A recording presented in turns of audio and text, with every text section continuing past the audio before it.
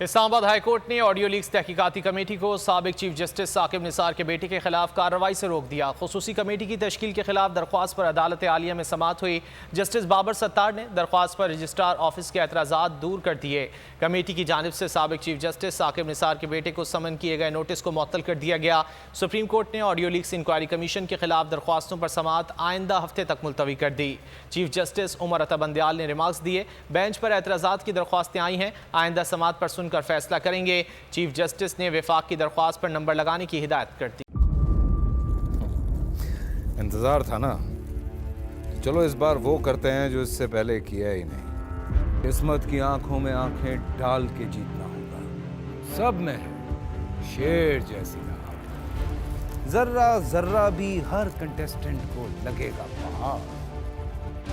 लड़खड़ाना नहीं है, खोल दो अपने पंख अगर आसमान छूना है।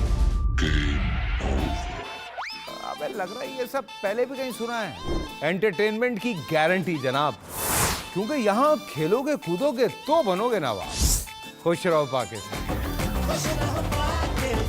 खुश रहो पाकिस्तान बुध और जुमेरात शाम 7 बजे सिर्फ बोल एंटरटेनमेंट पर।